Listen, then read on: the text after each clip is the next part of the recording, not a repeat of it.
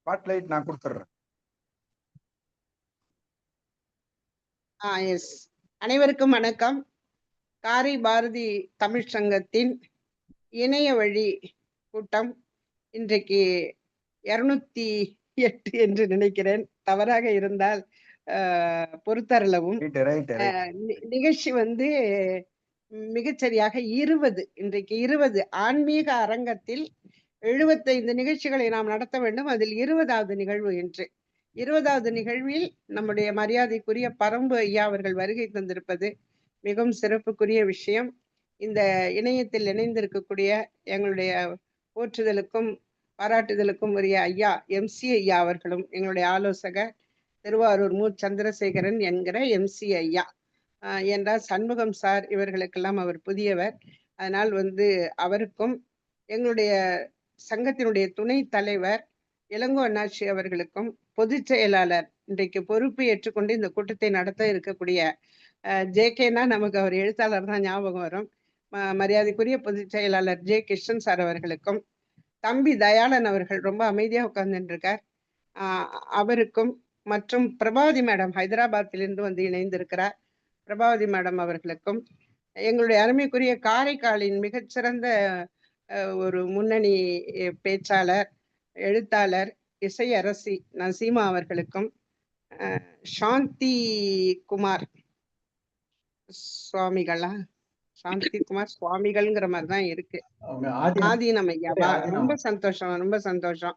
ஆதீனம் ஐயா அவர்களுக்கும், காரைக்கால் உமா அவர்களுக்கும், அப்புறம் தனலட்சுமி என்று ஒருவர் புதிதாக வந்திருக்கிறார். இன்னொருவர் டிவைஸ் நேம் மட்டும்தான் தெரியுது, யாருன்னு பாக்குறேன். தனலட்சுமி நடராஜன். டிவைஸ் நேம் வந்து உலகமால் மேம், விவோ T2X. ஓகே. அதனால அவர்கள் அனைவருக்கும் என்னுடைய வணக்கத்தை தெரிவித்துக் கொண்டு உங்கள் அனைவரையும் வரவேற்று மகிழ்ந்து, சென்ற வாரம் கொஞ்சம் எனக்கு ரொம்பவும் மன வருத்தமாகவும் உளைச்சலாகவும் இருந்தது. அதை நிகழ்ச்சியிலே தெரிவித்திருந்தேன். என்னவோ தெரியவில்லை, சென்ற வாரம் 7 பேர் மட்டுமே இருந்தார்கள். அதுபோல எப்பொழுதுமே இருந்ததே இல்லை. இந்த வாரம் பரம்பு ஐயா அவர்கள் வருகிற போது அந்த பரம்பு மலை தேன் போன்ற அந்த தமிழை கேட்பதற்கு எல்லோரும் வர வேண்டும் என்பதற்காகத்தான் எல்லோரும் வந்து இணையுங்கள் என்று கேட்டிருந்தேன். வருகை தந்திருக்கிறீர்கள், இனிமேலும் வருவீர்கள் என்கிற நம்பிக்கை எனக்கு இருக்கிறது. இதற்கு மேல் இந்த நிகழ்ச்சி அருமைக்குரிய சகோதரி இசைக்குயில் வே உலகமால் அவர்கள் பரம்பு ஐயாவை பற்றி, அவரை பற்றிய தகவல்கள் நிறைய இருக்கும், நிறைய பக்கங்கள், அவங்க எப்படி சொல்ல போறாங்கன்னு தெரியல, அவர் சொல்லி அவரை நிகழ்ச்சிக்கு அழைப்பார். அதனை தொடர்ந்து அருமைக்குரிய சண்முகம் ஐயா அவர்களும் எங்களுடைய பொதுச் செயலாளர் அவர்களும் நிகழ்ச்சியை கவனித்துக் கொள்வார்கள் என்று சொல்லிக்கொண்டு, இன்றைக்கு இணையத்தில் நாம எப்போதும் சொல்லுவோம் இடையில் ஏற்பட்ட தடங்களுக்கு வருந்துகிறோன்னு. இன்றைக்கு இணையத்தில் ஏற்பட்ட தடங்களுக்காக நான் மிகவும் வருந்துகிறேன். ஏனென்றால் காலையில எங்க ஊர்ல லைவ் கொடுத்துட்டு இருக்கும்போது சுத்தமா டோட்டலா போயிடுச்சு, டைமண்ட் டிவியே ஒர்க் பண்ணாம போயிடுச்சு. அதனால பாதியிலே என்னுடைய வர்ணனை திருவையாறு கைலை காட்சியை வந்து முடிக்க வேண்டியிருந்தது. அதனால இப்பொழுது செல்கிறேன். ஐயார் அப்பர் என்னை அழைக்கிறார், அதனால் நான் அங்கு செல்கிறேன். நன்றி. நிகழ்ச்சி நடைபெறட்டும். இடையில பிரேக் வரும்போது, லைவ் கொடுக்கும்போதே இடையில கொஞ்சம் பிரேக் இருக்கும், அந்த பிரேக்ல நான் வந்து ஐயா பேசுறதை கேட்கிறேன்.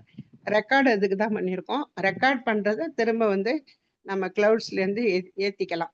மிக்க நன்றி ஐயா. நிகழ்ச்சியை தொடருங்கள். MC ஐயா இடையில் செல்வதற்காக எங்களுடைய இளங்கோ நாச்சி MC ஐயா அவர்கள் என்னை அனுமதியுங்கள். நன்றி. மாலை வணக்கம். நம்முடைய இன்றைய சிறப்பு பேச்சாளர் பரம்பு நடராஜன் ஐயா அவர்கள் ராம நடராஜன் என்கிற இயற்பெயரை கொண்டு புனை பெயராக மதிப்புறு முனைவர் பரம்பு ராம நடராஜன் என்கிற அற்புதமான பரம்பு நடராஜன் அப்படின்னா தான் நமக்கு தெரியும், அந்த நடராஜ பெருமானே வந்தது போல மிக அற்புதமாக ஆன்மீகத்தை பற்றி பேசக்கூடியவர். இவர் பிறந்த ஊர் பிரான்மலை, பாரி வள்ளல் வாழ்ந்த ஊர் அப்படிங்கிறத பெருமிதத்தோடு சொல்லிக் கொள்ளலாம். படிப்பு வணிக தமிழ்நாடு அரசு உலக தமிழ் ஆராய்ச்சி சென்னையில் உள்ளது. இதில் திருவாசக ஞான கலைமணி முதுநிலை பட்டயத்திலே PG முதுகலை வகுப்பு சிறப்பு முதல் வகுப்பு தேர்ச்சி சூப்பர் ஃபர்ஸ்ட் கிளாஸ் வாங்கியிருக்கிறார் அப்படிங்கிறது பெருமைக்குரிய ஒரு விஷயம். தொழில் என்று பார்த்தால் ஜிஎஸ்டி அண்ட் இன்கம் டாக்ஸ் அரசு பதிவு பெற்ற வரி ஆலோசகர் 1992 முதல் அந்த துறையிலே இருக்கிறார். தற்போதைய பொறுப்புகளாக நிறுவனர் பரம்புமலை தமிழ்ச்சங்கம் காரைக்குடி, அறங்காவலர் ₹1 அறிவியல் தமிழ் மன்றம். இதை பார்க்கிறப்பதான் என்ன ₹1 அறிவியல் தமிழ் மன்றம் அப்படின்னு எனக்கு தோன்றியது, சென்னை. ஆலோசகர் தான் அகாடமி புதுச்சேரி, செயலாளர் தொல்காப்பிய உலக சாதன பேரவை, அதிலே 3 செயலாளர்கள், அதிலே ஒருவராக இவர் பணியாற்றுகிறார். ஆலோசகர் உலக அமைதி பேரவை சிட்னி. செயல்பாடுகள் அப்படின்னா இவருடைய செயல்பாடுகள், இவர் பெற்ற விருதுகளை எல்லாம் சொன்னா இன்னைக்கு நான் மட்டுமே தான் பேச முடியும். அதனால எவ்வளவு சுருக்கி வரைக 3 பங்காக சுருக்கி வரைந்திருக்கிறேன் என்பதை சொல்லிக்கொண்டு, கவிஞர், எழுத்தாளர், ஆய்வாளர், சொற்பொழிவாளர், திறனாளர். கவியரங்கங்கள், பட்டிமன்றம், வழக்காடு மன்றம், கருத்தரங்கம், தனிச்சொற்புறவுகள் என்று எல்லா துறைகளிலேயும் தன்னுடைய முத்திரையை பதித்து பன்முகத்திறனாளராக இருக்கிறார். 100க்கும் மேற்பட்ட இணையவழி தனி கருத்தரங்கங்கள், கவியரங்கங்களின் தலைமை என்று தன்னுடைய செயல்பாடுகளை விரிவுபடுத்தியிருக்கிறார். குவிய கருத்தரங்குகளில் தனிப்பொழிவுகள் செய்திருக்கிறார். நூல், அவர் வெளியிட்ட நூல் வாழ்வு சிறக்க வழிகாட்டும் பதிகங்கள் என்கிற அற்புதமான நூலை வெளியிட்டிருக்கிறார். அவர் பெற்ற விருதுகள் சிறந்த மக்கள் பணி விருது, கண்ணதாசன் விருது, அருட்பெரும் சோதி விருது, வ.உ.சி. கவிச்சுடர் விருது, சாதனையாளர் விருது, கம்பன் விருது, காவிய நாயகன் விருது, மகாகவி பாரதியார் விருது, சிறந்த தமிழருக்கான அவை விருது, புரட்சி தமிழ் கவி விருது, திருமந்திர தமிழ்ச்செம்மல் விருது, விடுதலை உயர்ப்புகள் விருது. எந்த விருதையும் அவர் விட்டு வைக்கவில்லை. இவர் விருதுகள் விரும்புகின்ற விருதாளர் என்று சொல்லி நம்முடைய சிறப்பு பேச்சாளரை உங்களுக்கு அறிமுகம் செய்வதிலே பெருமிதம் கொண்டு அவரை உரையாற்ற வருமாறு அன்போடு அழைக்கிறேன். இயற்பகை நாயனாரை பற்றி நமக்கு சொல்ல இருக்கிறார். இனி எந்த பகையும் இல்லை. கிருஷ்ணன் சார் சொன்னார், இணையம் பகையாக இருக்கிறது, எதுவும் நமக்கு பகையாக இருக்காது என்று சொல்லி ஐயா அவர்களை பேச வருமாறு உங்கள் அனைவர் சார்பிலும் அழைக்கிறேன். வாருங்கள் ஐயா. உங்கள் அனுமதியோடு நான் வேறொரு நிகழ்ச்சிக்கு செல்கிறேன்.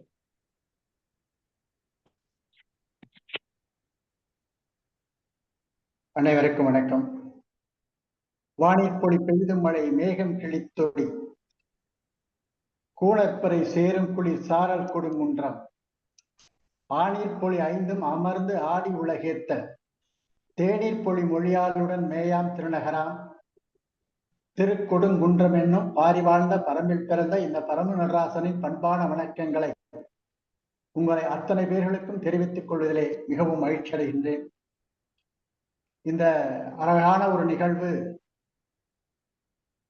பல நாட்களாக தொடர்ந்து நடந்து கொண்டு வருகிறது. காரை பாரதி தமிழ்ச்சங்கத்தினுடைய 208வது இணையவழி நிகழ்விலே இங்கு வந்திருக்கின்ற ஒவ்வொருத்தரும் என்னுடைய அன்பிற்கும் பாசத்திற்கும் உரியவர்கள். குறிப்பாக என்னை ஆசீர்வாத வழங்க வந்திருக்கின்ற சாந்தி குமாரசாமி ஆதீனம் ஐயா அவர்களுக்கும் என்னை அன்பு கலந்த நன்றியையும், காரை பாரதி தமிழ்ச்சங்கத்தினுடைய உதவி தலைவர் அவர்களுக்கும் பொருளாளர் அவர்களுக்கும் MCA அவர்களுக்கும் மற்றும் அனைத்து ஆளுமைகளுக்கும் என்னுடைய அன்பு கலந்த நெஞ்சார்ந்த நன்றியை தெரிவித்துக் கொள்வதிலே மகிழ்வடைகின்றேன். இன்று மிக அற்புதமான நாள், ஆடி அமாவாசை. ஆடி அமாவாசை என்றாலே நமக்கு நினைவுக்கு வருவது திருவையாறு. அந்த திருவையாற்றிலே தொண்டருக்கு தொண்டனாய் விளங்கிய கட்டுணை பொட்டியோர் கடலில் பாய்ச்சினும் நட்டுணையாவது நமச்சிவாயவே என்று என்னாலும் அந்த நமச்சிவாய பெருமானை துதித்து பாடிக்கொண்டிருக்கின்ற நாவுக்கரசர் அப்பர் பெருமானுடைய இந்த அரிய பிரியம் காட்சியை இன்று உலக மக்களெல்லாம் பார்த்து கொண்டிருக்கிறார்கள். அவருடைய அருள் என்று அனைவருக்கும் இன்று கிடைக்கக்கூடிய வாய்ப்புகளை எண்ணி நான் நமச்சிவாயின் திருத்தால் பணிகின்றேன். எனக்கும் நேரடியாக அந்த வாய்ப்பு ஒரு வருடம் கெட்டியது என்பதை நினைத்து பார்க்கின்ற பொழுது இன்றைய இந்த இணையவழி தடங்கள் எல்லாம் தடைபட்டு போய்விடும் என்றுதான் நான் நினைக்கின்றேன். ஏனால் அப்பர் பெருமானுக்கு இல்லாத தடை எந்த பெருமானுக்கு வந்தது? அந்த தடைகளெல்லாம் நீக்கி அந்த அப்பர் பெருமானை நான் இங்க நாளும் வழிபடுகின்ற காரணத்தினால் எனக்கும் இறைவன் அந்த சோதனையை தந்திருக்கின்றான். இருந்தாலும் அதனை சாதனையாக செய் என்ற இறைவன் கட்டளையிட்டதாக நான் நினைக்கின்றேன். மனித பிறவியும் வேண்டுவதை இந்த மாநிலத்தே என்று அப்பர் பெருமான் சொல்வார். இந்த மனித பிறவி என்பது ஒரு ஒப்பற்ற பிறவி. விலங்கு தன்மையிலிருந்து விலகி மனித தன்மையை அடைந்து இறைமை தன்மையை அடைய இந்த உயிர் முயல வேண்டும்.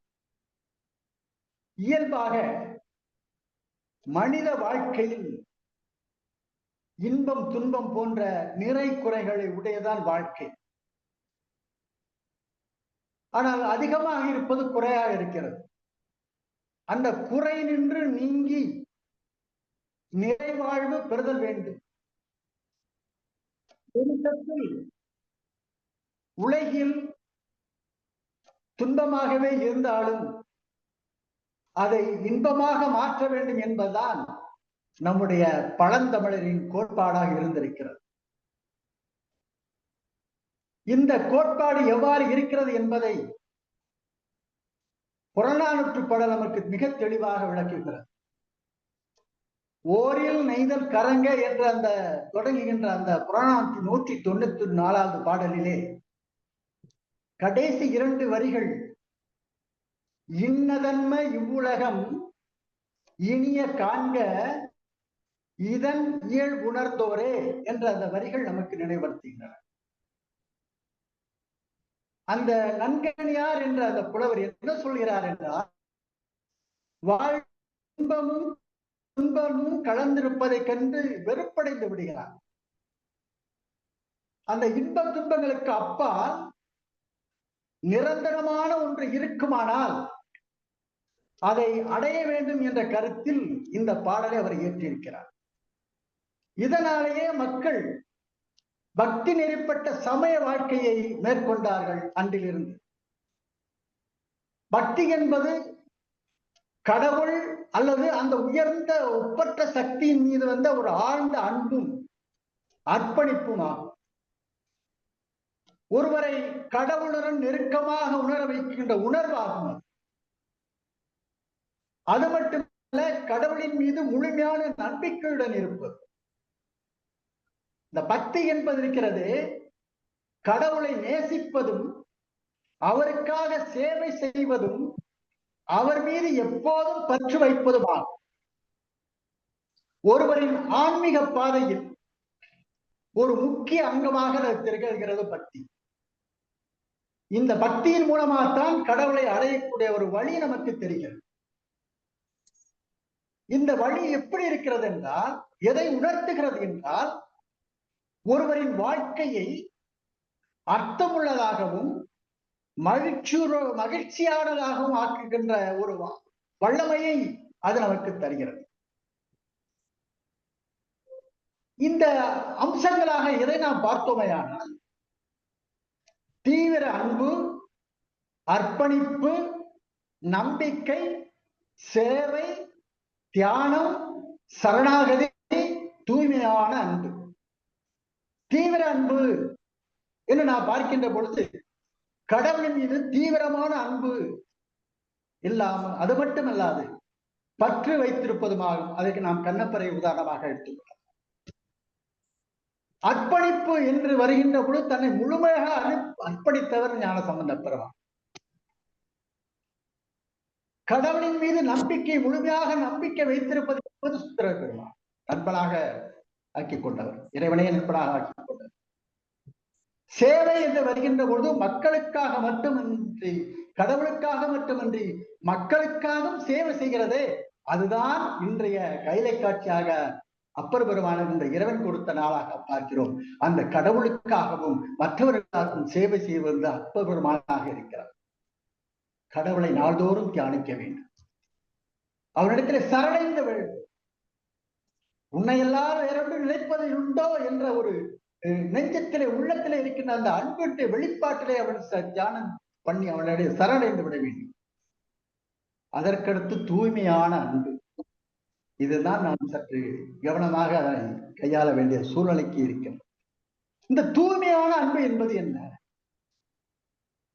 எது தூய்மை, எது அன்பு? அன்பின் வழியில் உயிரினை என்று தொல்காப்பியம், அன்பே சிவமாவதும் என்று திருமூலர் சொல்லும். அப்ப தூய்மையான அன்பு எப்படி இருக்கிறது என்றால், எந்தவித எதிர்பார்ப்பும் இல்லாமல், மனதுக்குள்ள எந்தவித ஒரு நெருடலும் இல்லாமல், குறைகளும் இல்லாமல் அன்புடன் கடவுளை நேசிப்பதுதான் அந்த தூய்மையான அன்பு என்று நான் கருதுகிறேன். அபிராமி அந்த அதிலே சொல்வார், இந்த தூய்மையான அன்பு யாராக இருக்கிறார்? அவர்தான் அருளாளர். அதுதான் இன்று காரை வாரை தமிழ்ச்சங்கம் அந்த அருளாளர்களை எடுத்து ஆட்கொண்டு இருக்கிறது என்றால் அதைவிட சிறப்பு வேற என்ன இருக்கிறது? ஏன் அவர்கள் அருளாளர் என்று சொல்கின்றோம்? அவர்கள் எப்படிப்பட்டவர்களாக இருக்கிறார்கள்? நின்றும் இருந்தும் கிடந்தும் நடந்தும் நினைப்பது உண்மை என்று அபிராமி பட்டர் சொல்வார்.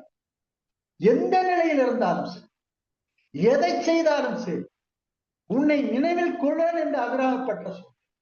இது அழகாக சேக்கிழார் பெருமான் சொல்வார். ஒரு பக்தி எப்படி இருக்க வேண்டும், ஒரு தொண்டன் எவ்வாறு இருக்க வேண்டும் என்பதை மிக அழகாக சொல்வார் சேக்கிழார்.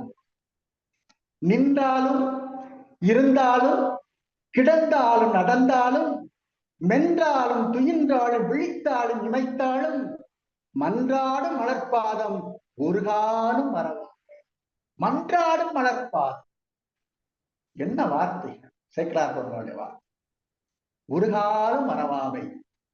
குன்றாத யார் எப்படி இருக்க வேண்டும்? அவர்கள் குன்றாத உணர்வு உடையார், தொண்டராம் குணமுக்கார் என்று சேக்கிழார் பெருமான் சொல்வார். நின்றாலும் இருந்தாலும் கிடந்தாலும் நடந்தாலும் மென்றாலும் துயின்றாலும் விழித்தாலும் இமைத்தாலும் அன்றாடும் மலர்பாதம் ஒரு காலம் மறவாமை.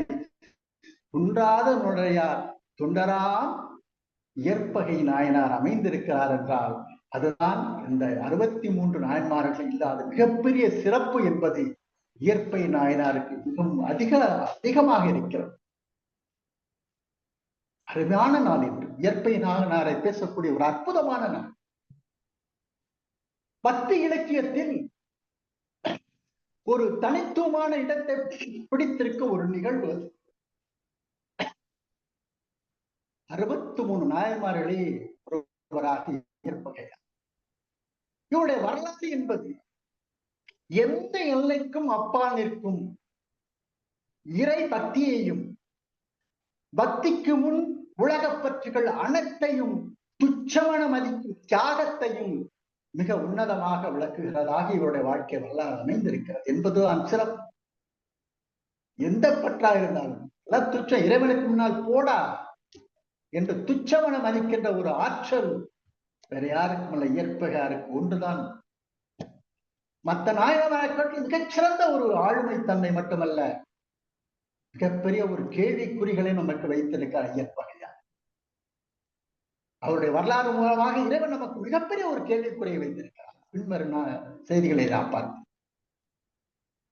இயற்பகை நாயனார்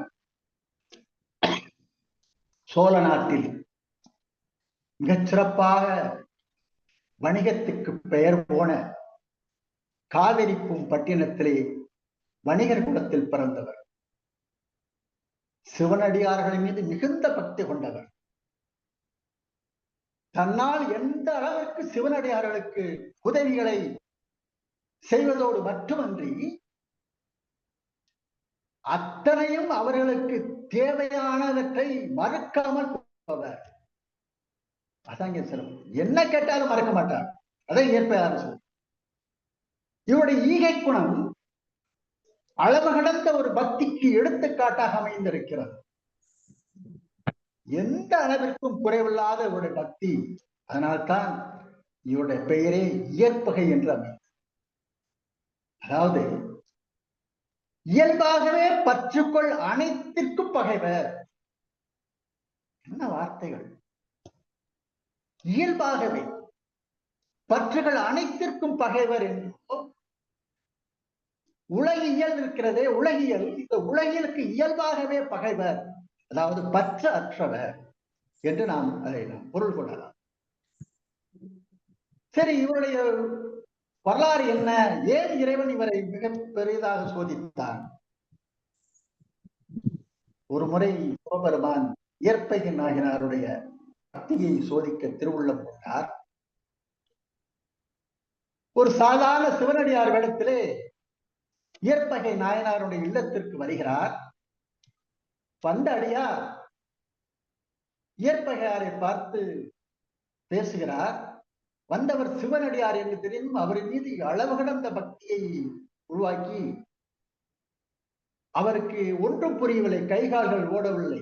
அந்த அளவிற்கு அவர் அந்த சிவனடியார் பார்த்ததும், ஏனென்றால் சிவனடியாருக்கே உதவிகளை செய்கின்ற மனப்பான்மை கொண்டவர், இந்த ஈகைத்தன்மை கொண்டவர். அந்த அடியார் என்ன சொல்கிறார்? பார்த்து, அடியேன் பல இடங்களுக்கு பயணம் செல்ல வேண்டியிருக்கிறது, யாத்திரை செல்ல வேண்டியிருக்கிறது. இங்கிருந்து அடுத்த தளத்திற்கு நான் செல்ல வேண்டும். அதற்கு எனக்கு ஒரு பொருள் தேவைப்படுகிறது என்று கூறுகிறார். இயற்பெயருக்கோ என்ன சொல்வதென்று தெரியல, எதை கேட்டாலும் கொடுப்பேன் என்கிறார். அடியவரே, உங்களுக்கு எது வேண்டுமானாலும் என்ன வேண்டுமானாலும் கேளு, என்னிடம் உள்ள பொருள்கள் உங்களுக்கு எது வேண்டுமோ அதை நான் தருகிறேன். இறைவன் சிவனடியார் வேடத்தில் வந்தவன் இறைவன் சிவபெருமான், தனக்கு ஒப்புள்ளாதவன், ஒன்றவன் தானே என்று உலக மக்களுக்கெல்லாம் தான் உருவம் என்று அருள்வாளிக்கிறார். அந்த இறைவனுடைய அடியார் வேடத்தில் வருவதை சேக்கிழார் பெருமான் மிக அழகாக நமக்கு பதிவு செய்கிறார். அருமையான பாடல் சேக்கிழாருடைய அந்த பெரிய புராணத்தில் இயற்பை நாயனார் அத்திருநகரின் கண் அடியவர்க்கு அடியானார்க்கு முந்திகொள் செல்வம் வேண்டாம் முதல்வனார் திருவுள்ளத்து பித்தனார் வேடம் கொண்டு பேரன்பின் நீர்மையினை மெத்தவே அறிந்ததற்கு மேவினார் ஒரு காலத்து என்று மிக அழகாக அந்த வரிகளை சேக்கிழார் புனைந்திருப்பார்.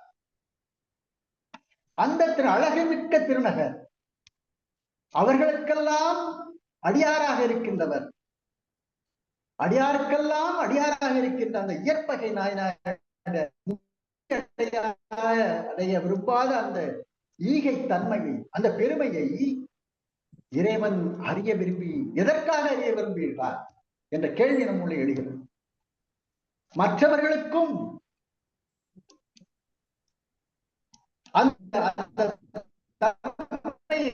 வேண்டும் என்ற ஒரு கவனத்தை கொண்டு அவர்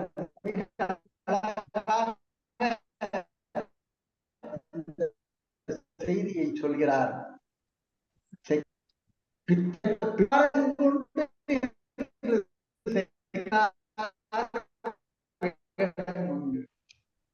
பித்தா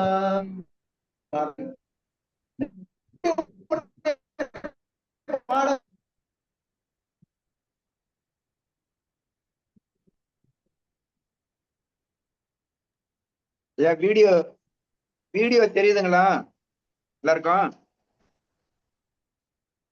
ஐயாவோட வீடியோ தெரியலையா?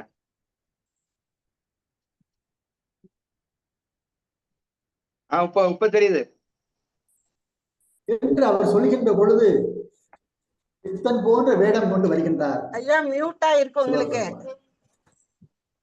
வந்தவுடன் இயற்பகையார்கிட்ட ஒரு தயங்குவது போல நடிக்கிறார். என்ன நடிக்கிறாரே என்று இயற்பகையார் பார்க்கிறார். சொல்லுங்கள் அடியார் சுவாமிகளே என்று சொல்கின்ற பொழுது, நான் கேட்பது மிகவும் அரிய பொருள், உங்களால் கொடுக்க முடியுமா என்று எனக்கு தெரியவில்லை என்று இறைவன் சொல்கிறார், சிவனடியார் சொல்கிறார். அதற்கு இயற்பகையார் என்ன சொல்கிறார் என்றால், அடியாரே, நீங்கள் எதை வேண்டுமானாலும் கேளுங்கள், என் உயிர் உட்பட என்னிடம் உள்ள அனைத்தையும் உங்களது திருவடிக்கே அர்ப்பணிக்க நான் தயாராக உள்ளேன் என்று உறுதியாக சொல்கிறார். இந்த காலத்தில் நம் பெரியவர்களாம் அப்படித்தான் வாழ்ந்திருக்கிறார்கள். நமக்கு வாழ அப்படித்தான் கற்றுக் கொடுத்திருக்கிறார்கள். அதை மாணிக்கவாசன் மிக அழகாக அன்றே எந்த ஆவியும் உடலும் உடமை எல்லாமும் குன்றே அணையா என்னை ஆட்கொண்ட போதே கொண்டிலையோ இன்று ஓர் இடையூறு எனக்குண்டோ. இன்னைக்கு எனக்கு அப்படிதான் நடந்திருக்கு. இன்று எனக்கு ஓர் இடையுண்டோ, இடையூறு உண்டோ எனக்கு?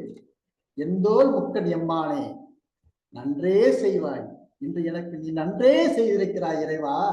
இன்று ஓர் இடையூறு எனக்கு உண்டு. எந்தோல் முக்கன் எம்மானே நன்றே செய்வாய், பிழை செய்யாய், நானே இதற்கு நாயகனே என்று மாணிக்கவாசகர் சொல்வார். இந்த கூற்றுப்படி வாழ்ந்தவர் தான் இயற்பகை. அப்போது சிவனடியார் நான் யாத்திரை செய்யும் போது எனக்கு துணையாக உன்னுடைய மனைவியை துணையாக அனுப்ப வேண்டும் என்று கேட்கிறார். என்ன ஓர வஞ்சகம், அவரை எப்படியாவது நம்ம கைக்குள்ள போட்டுடணும். நான் யாத்திரை போக வேண்டும், எனக்கு வேறு துணை யாரும் இல்லை, என ஆதி மந்தம் இல்லாதவன், எனக்கு வேறு துணை இல்லை, உன்னுடைய மனைவி எனக்கு துணையாக அனுப்ப வேண்டும் என்று கேட்கிறார்.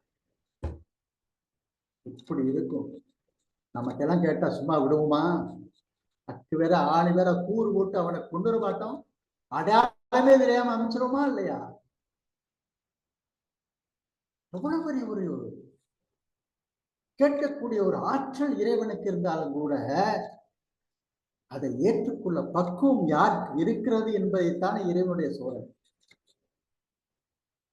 இதை கேள்விப்பட்டதும் இயற்பை நாயனாருடைய மனைவி அதிர்ச்சி அடைஞ்சிட்டான். இருக்கிற சுற்றத்தார் எல்லாம் திகைத்து போய் நிற்கிறார்கள். சேக்கிழார் மிக அழகாக சொல்வார், இல்லால்வால் அனைத்து நாயனார் என்னை வல்லைவா என்று கூறி மனமகிழ்ந்து நல்லதோர் அடியார் வந்தனர் என்று சொல்லி அற்கிணப்பை பார்த்தினும் போது என்று எப்படி போய் மனைவிக்க சொல்லிட்டார்.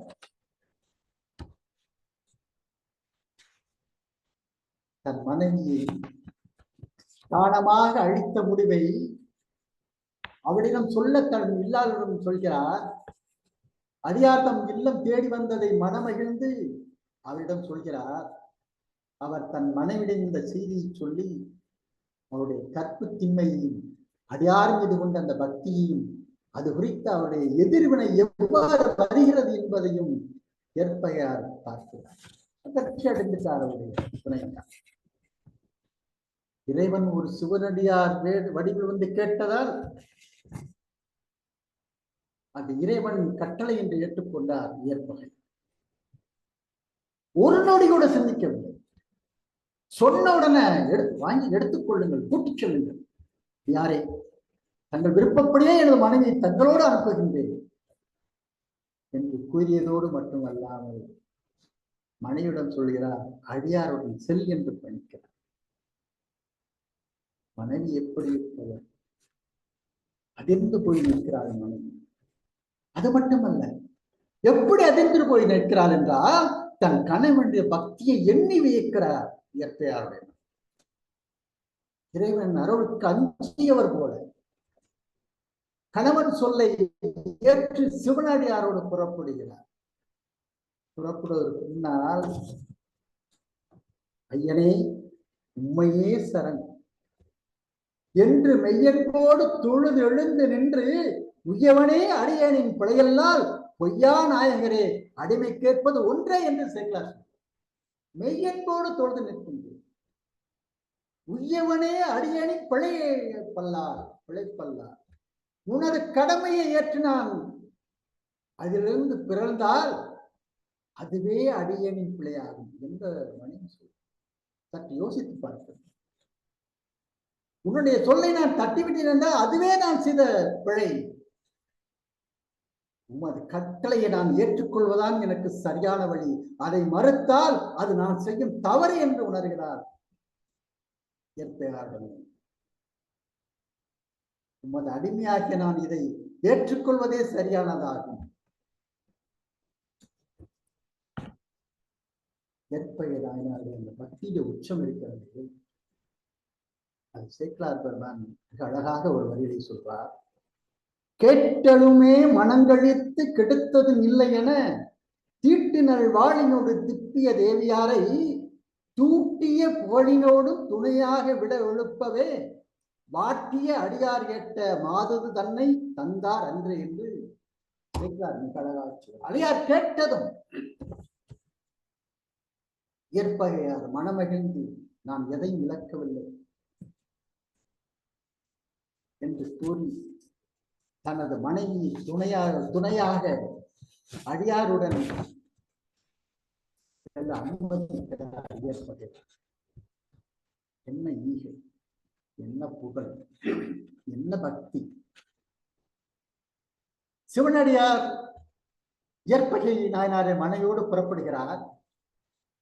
ஏற்பகையார் அவர்களை வழி அனுப்ப தன் உடைவாளை எடுத்துக்கொண்டு பின்தொடர்கிறார். ஏனென்றால் இது எல்லோருக்கும் பிடிக்கவில்லை. அங்குள்ள மக்களுக்கெல்லாம் இவர் செய்ய பிடிக்கவில்லை. என்ன இப்படி செய்து விட்டானே, இப்படி செய்து விட்டாரே என்று எல்லாரும் ஏற்பகையாரை பார்த்து வியந்து போய் நிற்கிறார்கள். ஆனால் கடும் கோபத்திலே இருக்கிறார்கள். அதை கண்ட ஏற்பகையார் தன் உடைவாளை எடுத்துக்கொண்டு பின்தொடர்கிறார். வழியில் ஊராரும் உறவினர்களும் என்ன இது அநீதி, இவன் தன் மனைவியை பிறனுக்கு துணையாக அனுப்புகிறானே என்று அவரை தடுத்தார்கள்.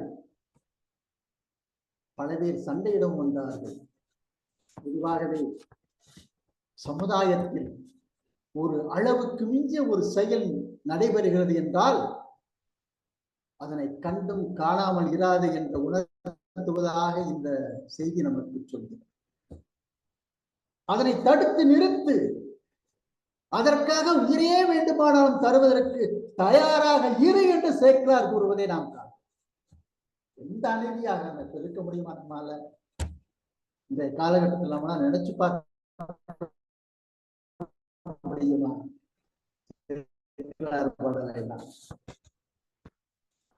சுதந்திரக்கு உட்படுத்தி அவர்கள் இழுத்துச் சொல்லும் போது மக்கள் எல்லாம் கூடி நின்று சாலையோரங்களில் வேடிக்கை பார்த்த வரலாறு நமக்கு தெரியவில்லையா? இதைத்தான் பாரதி கண்டித்தார். எங்கே கண்டிக்கிறார் என்றால், பாரதி தன்னுடைய பாஞ்சாலி சபதத்திலே திரௌபதியை துச்சாதனன் முடியை பிடித்து இழுத்துக் கொண்டு செல்கையில் மற்றவர்களால் குழம்பி நின்று கொண்டிருக்கிறார். நீண்ட கருங்குழலை நீசன் கரம் பெற்று இழுக்கையிலே நெட்டை மரங்களது நின்று புலம்பினருமா. என்ன வார்த்தை! அதை விட ஒரு வழி போடுறான் பாரதி. பெட்டை புலம்பல் பிறக்கலாம், பிறர்க்க பெட்டை புலம்பல். அதுபோல அநீதி நடக்கும் போது அதை தடுத்து நிறுத்த வழிகாட்டுகிறார் சேக்கிழார் பெருமான். இந்த இடத்துல வழிகாட்டுகிறார் என்றால், ஏழானி என் செய்தாயா, ஏடாங்கிறார் ஏற்பையார்.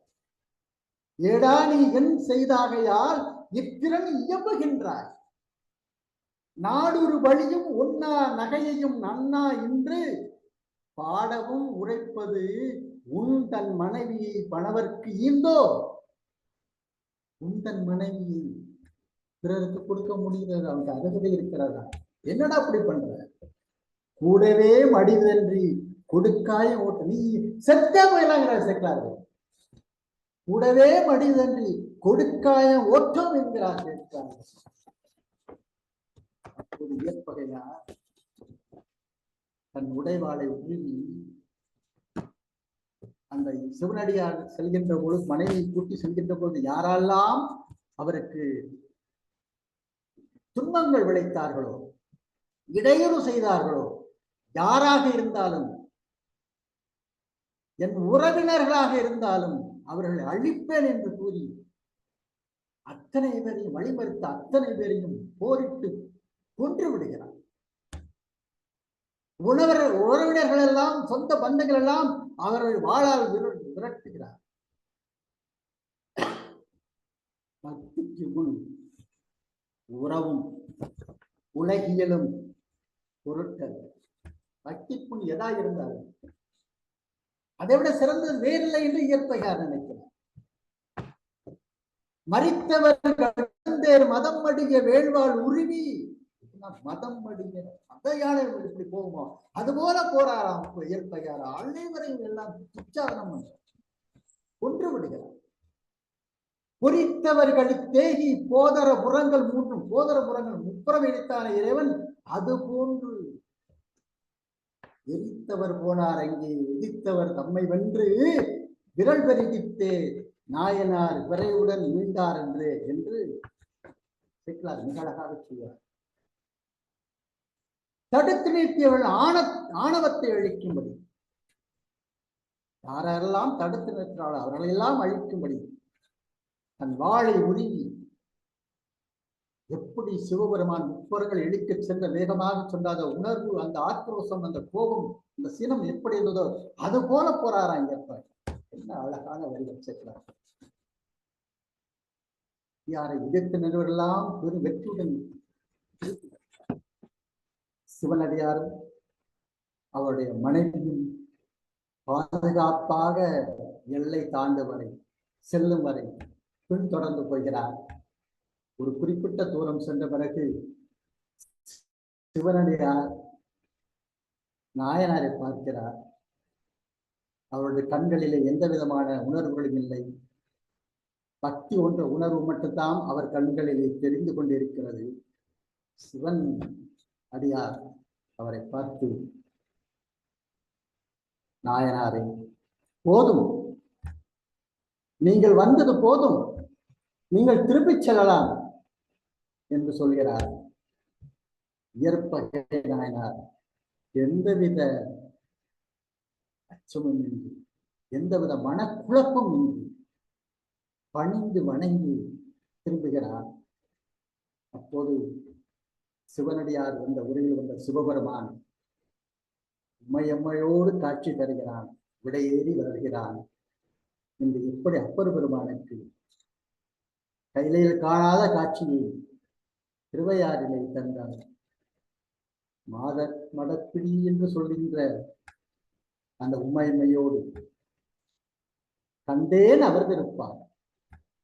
மாதர் பிறை கண்ணியானை மலையான் மகளோடு பாடி போதோடு நீர் சுமந்தேத்தி புகவரவத்தின் புகுவேன் யாதும் சுவடு படாமல், என்ன வார்த்தை, யாதும் சுவடு படாமல் ஐயாரடைகின்ற போது கண்டேன் அமர்ந்திருப்பார். கண்டேன் அவர்திருப்பாதம் கண்டறியாதன கண்டே, கண்டேன் அவர்திருப்பாதம் கண்டறியாதன கண்டேன், கண்டேன் அவர்திருப்பாதம் கண்டறியாதன கண்டேன், கண்டேன் அவர்திருப்பாதம் கண்டறியாதன கண்டே. அப்புறம் அந்த காட்சியை பார்த்து பாட பாட்டு கண்டேன் அவர்திருப்பாதம். அதான் இங்க இயற்பை ஆசை. காட்சியை பார்க்கிற இயற்பகையார் அவருக்கு என்ன சொல்வதென்றே தெரியவில்லை. எப்படி தன்னுடைய உணர்வுகளை வெளிப்படுத்த முடியாமல் திகைத்து போயிருக்கிறார். அவர் மட்டுமல்ல, அவருடைய மனையாளும் சேர்த்து, அவர்கள் மட்டுமல்ல, அவர்களோடு வந்த அனைவரும், யாரார் இவர் பின்னால் இவரை இயற்பகையாரை விரட்டி கொண்டு வந்தார்களோ அவர்கள் உறைந்து போய் நிற்கின்றனர். இறைவன் உமையமோடு காட்சி தருகின்றார். நிறைவாக நல்லவர், ஆதியும் அந்தமும் இல்லாத அருப்பரு ஜோதியாக எல்லோருக்கும் அருள் பாலிக்கிற அந்த இறைவன் சிவபெருமான் இயற்பகை நாயனாருடைய இந்த அளவு கடந்த பக்தி ஆகத்தை வெச்சுகிறார். உன் பக்திக்கு ஈடு இணையில்லை, நீயும் உன் மனைவியும் என்னோடு கைலாயத்தில் நிலையாக இருப்பீர்கள் என்று அருளுகிறார். இதை விட என்ன சிறப்புனா, இறைவனை சிவபெருமானை இயற்பெயர்ந்த செயலை பார்த்து வியந்து கொள்கிறார். இப்படியும் ஒரு மனிதன் இருப்பானா இந்த சொல்றார். இறைவன் சொல்றார், யாருக்கு சொல்றாருன்னா, ஒரு சர்டிபிகேட் கொடுக்கிறார் இயற்பெயர். சிவபெருமான் நமக்கு எத்தனையோ சர்டிபிகேட் வாங்கியிருக்கோம், நம்ம சர்டிபிகேட்லாம் செல்லுமாங்கிறது கிடையாது. இறைவன் கொடுக்கிற சர்டிபிகேட் தான் என்னைக்குமே செல்லும். எத்தனை ஆண்டுகளாக இருந்தாலும் இந்த மனித உயிருக்கு இறைவன் கொடுக்கின்ற அந்த சான்றிதழ் இருக்குது, அதுதான் செல்லும். உயிர் இருந்தாலும் இல்லாமல் போனாலும் சிவபெருமான் ஒரு சான்றிதழ் கொடுக்கிறார். பொய்திகள் உள்ளம் இல்லான் என்று சொல்கிறார். பொய்திகள், எந்த விதமான பொய்த்தன்மை இல்லாத உள்ளத்தான். இதை விட இயற்கையாருக்கு வேற என்ன சான்று வேண்டும்? இறைவனே கொடுக்கின்ற பொய். அது மட்டுமல்ல, சேக்கிலார் இடத்துல சொல்வார், இயற்கையாருடைய அந்த பற்றற்ற உள்ளம், பற்றற்ற உள்ளம் எதையுமே சிந்திக்கிறார். இறைவன் ஒருவனே என்ற சிந்தனையோடு சிக்கப்படி எங்கு எழுந்து அருள்வது இணையே என்று மாணிக்க வாசகர் சொல்றார். பற்றிக் கொள்வது, எல்லா பற்றையும் விட்ட உலக வாழ்விய அந்த வாழ்வியலை எல்லாத்தையும் விடுதல், பற்றற்ற அந்த உள்ளத்தை சேக்கிலார் என்ன சொல்கிறார்? பாக்கிலன் போனா. என்ன பாக்கிலன் போனா?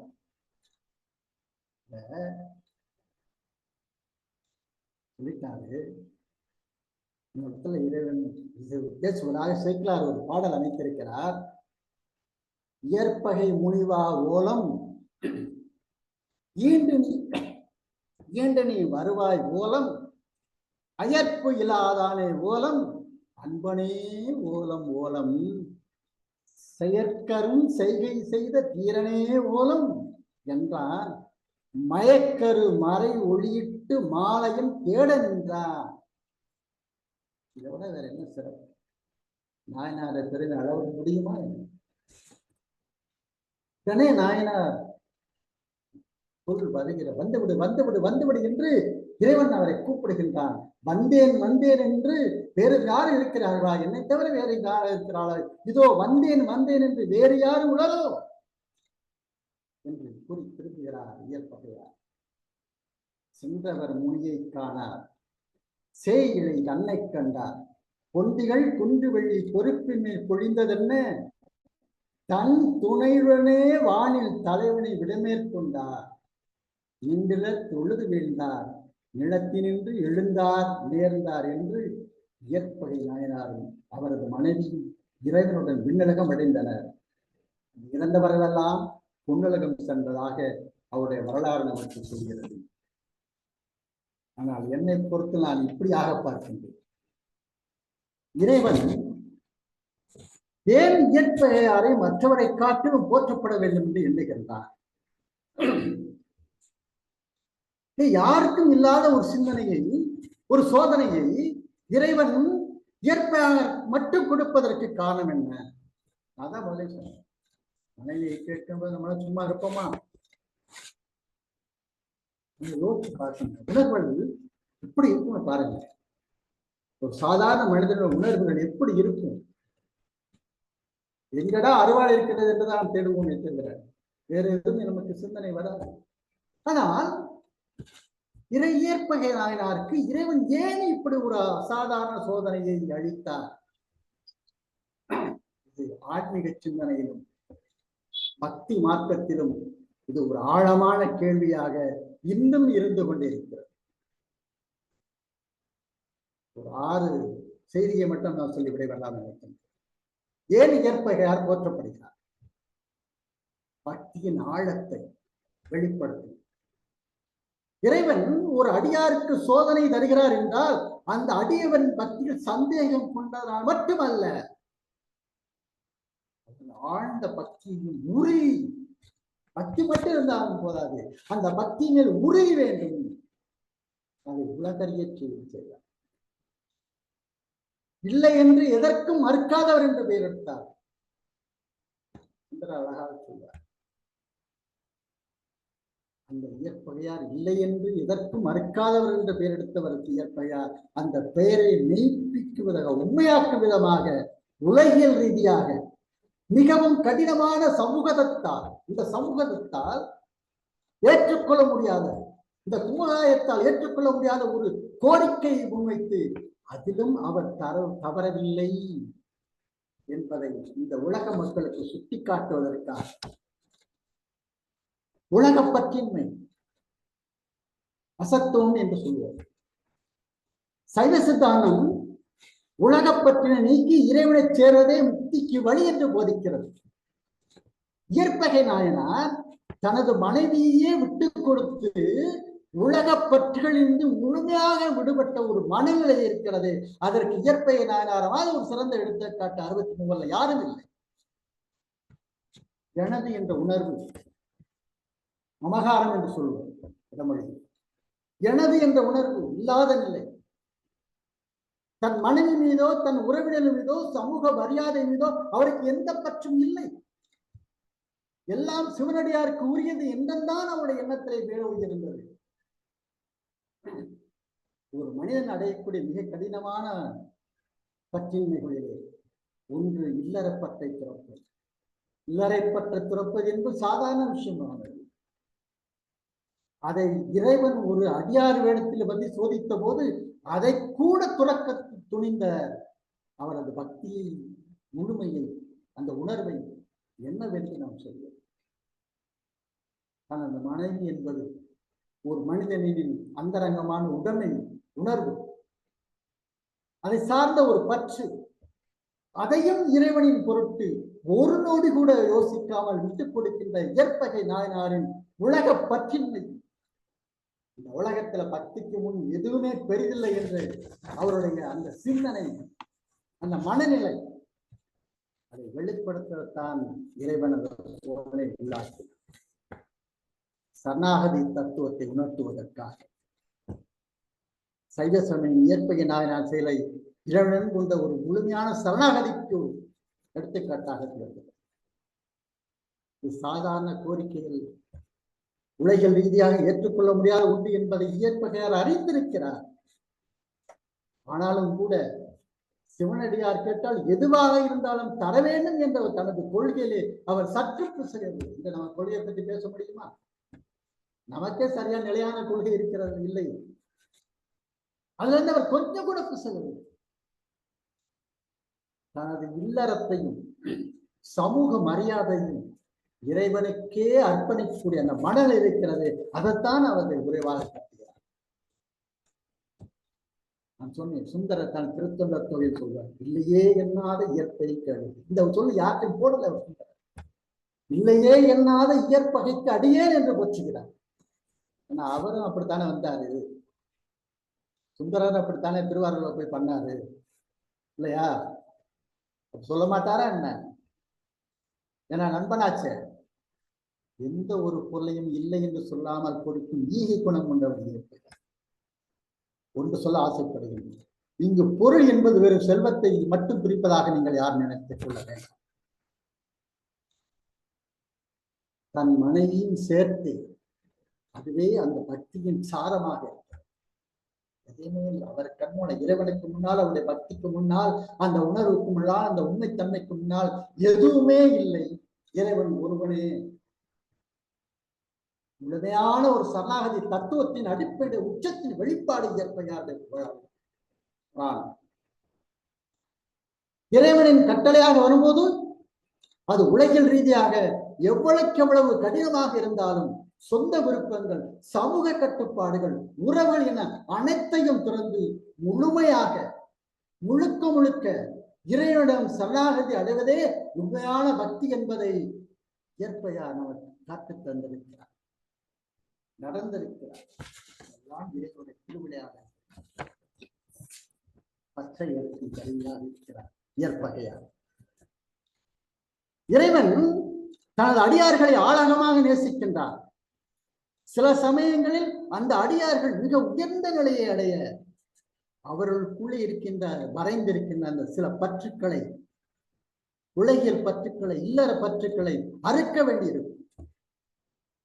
இயற்பகை நாயனார் எல்லா பற்றுக்களை விட்டாராயினும் கடைசி பற்றான இல்லறப்பற்றையும் அறுத்து முழுமையான விடுதலை அடைய ஒரு வாய்ப்பை இறைவன் அவருக்கு தந்திருக்கிறான் என்றுதான் நம்ம எடுத்துக்கொள்ளலாம். இறைவன் ஏற்பகை நாயனாருக்கு இப்படி செய்தது அவரது பக்தியின் தனித்துவமான தன்மையை வெளிப்படுத்தவும், பக்தியினுடைய உயர்ந்த இலக்கணத்தை இந்த உலகுக்கு எல்லோரும் அறிந்து கொள்ள வேண்டும் என்பது மட்டுமல்லாது உணர்ந்து கொள்ளவும் உணரவும் முழுமையான ஒரு சரணாகதியின் பெருமையை பறைசாற்றவும் மற்றவர்களுக்கு ஒரு முன்மாதிரியாக உருவாக்கமே ஆகும். இது இறைவனுடைய கருணையை வெளிப்பாடாக நான் கருதுகிறேன். அவரை சோதிக்க வேண்டும் என்ற எண்ணம் கொண்டதல்ல இறைவனுடைய செயல். இந்த உலகத்தில் பிறந்த மனிதர்கள் ஒவ்வொரும் எந்த நிலையில் இருக்க வேண்டும், எப்படி இருக்க வேண்டும், மனித பிறவியும் வேண்டுவதே இந்த மாநிலத்தை என்று சொன்னாரே. பற்றுக பற்றதான் பற்றினை பற்றி இருப்பதற்கு என்ற வள்ளுவர் சொல்வார். மற்றவர்களுக்கு ஒரு எடுத்துக்காட்டாக இவருடைய வரலாறு பிற்காலத்தில் வரும் அதிகாரிகளுக்கு ஒரு உயர்ந்த எடுத்துக்காட்டாக அமைய வேண்டும் என்ற நோக்குடன் தான் இறைவன் இந்த சோதனை நிகழ்த்தினார் என்று நான் கருதுகிறேன். பக்தி என்பது வெறும் பூஜைகளும் புனஸ்காரங்களும் நாம் நினைத்ததெல்லாம் செய்வதற்காக செய்வதற்கு பக்தி அல்ல. அது மட்டும் பக்தி அல்ல. மனப்பூர்வமான அர்ப்பணிப்பு, தியாகம் மற்றும் எந்த சூழ்நிலை இருந்தாலும் இறைவனை விட்டு விலகாத உறுதித்தன்மை, இதைத்தான் இயற்பகையாருடைய வரலாற்றுடைய புகழ். மனித வாழ்வின் மிக உயர்ந்த கடினமான தியாகங்களில் ஒன்று தன்னுடைய மனைவியை பிறருக்கு அளிப்பது. இப்படிப்பட்ட ஒரு செயலை கூட இறைவனுக்காக செய்ய தயங்காத ஒரு பக்தி மற்றவர்களுக்கு ஒரு உத்வேகத்தை கொடுக்கும் என்பதையும் நாம் அறிந்து கொள்ளலாம். சைவ சித்தாந்தத்தில் மும்பலங்கள் என்று சொல்வோம். ஆணவம் கண்ணும் மாயை நீக்கினால் இறைவனை அடையலாம் என்பதால் இந்த ஆணவத்தினுடைய செயல்பாடுகள் இருக்கிறது. அந்த செயல்பாடுகளில் கோபம் என்பதுதான் உச்சம். அதை எப்படி இயற்பகையார் கையாளுகிறார் அதான் இங்கே சார். அந்த தன்னுடைய கேட்ட விட்டு அவருடைய உணர்வு எப்படி இருக்கிறது, அவருடைய மனநிலை எப்படி இருக்கிறது, அவருடைய செயல் எப்படி இருக்கிறது இறைவன் பார்த்தானே. அதை இயற்பகையார் எப்படி கையாளுகிறார் என்பதை மனிதனுக்கு உணர்த்தவே தான் முக்கியம். அவருக்கு உணர்த்துவதாக நீங்கள் யாரும் நினைக்க வேண்டாம். இயற்பையாருக்கு உணர்த்தவில்லை இறைவன், இந்த உலகில் பிறந்த மனிதனுக்கு உணர்த்தவே இறைவன் அவர் மனைவியை கேட்டதாக நான் நினைக்கிறேன்.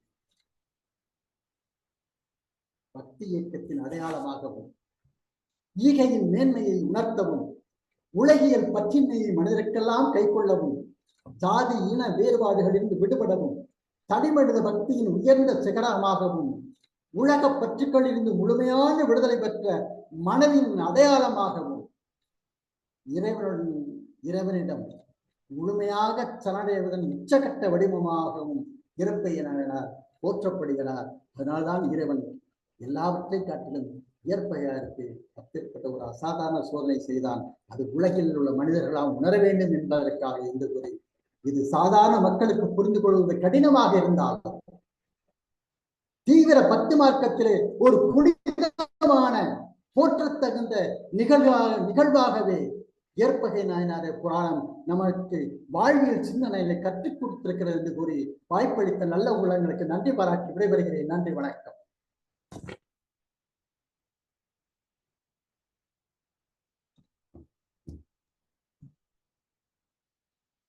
அனைவருக்கும் வணக்கம்.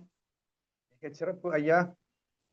எல்லாரும் மெய் மறந்து அப்படியே உட்கார்ந்துருக்கிறத பார்க்கும் போதே தெரியுது எந்த அளவுக்கு சிறப்பா நடந்திருக்குங்கிறத நான் சொல்லிதான் தெரியணும்னு அவசியம் கிடையாது.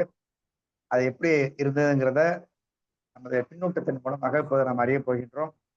வழக்கம் போல முதலில் இந்த பின்னூட்ட நிகழ்ச்சியை நமது மரியாதைக்குரிய செந்தமிழ் முரசு திருவாரூர் சங்கத்தினுடைய துணைத் தலைவர் எம்சி ஐயா அவர்கள் ஆரம்பித்து கேட்டுக்கொள்கிறேன். கேக்குது.